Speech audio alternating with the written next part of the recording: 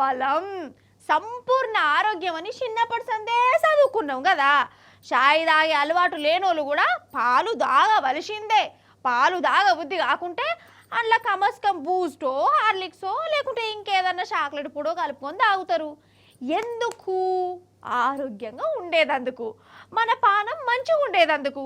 అంతెందుకు, నేను కూడా దినం పాల ప్యాకెట్ వేయించుకుంటా మా ఇంట్లో. మరి ఆరోగ్యం కోసం పాలు కొంటే మనల్ని అవే పాలతోని చంపేటోళ్ళను ఏమనాల మీరే చెప్పురి. పాలు పోసి మరి భీమాలు తీసుకొచ్చి దావకాళ్ళను పంపేటోళ్ళను ఇంకేం చేయాలి? ఏం చేయాలనో మీరే చేయరు దయచేసి. అగో పాల క్యాన్లు చూడురిగా, ఇంకేంది ఇంటింటికి పాలు పోయేదందుకు రెడీగా ఉన్నాడు కావచ్చు. ఆయన ఎందుకు డిస్టర్బ్ చేస్తానులనేరు? పాలు పోసేదందుకు కాదు, పాలతోని మందిని చంపేదందుకు బయలుదేరుతుండ అనుకోవాలి.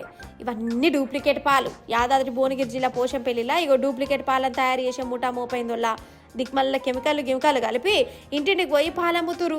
ఏందిది? పాలంటే చిన్నపిల్లలు కూడా తాగుతారు. పైసల కోసం వాళ్ళ పానాలతో ఆడుకునుడేంది?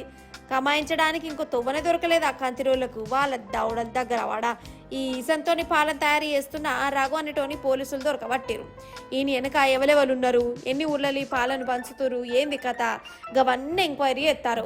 లాస్ట్కు పాలను కూడా కల్తీ ఏ పట్టే. వీళ్ళని ఏం చేయాలన్నా మీరే చెప్పుర్రి.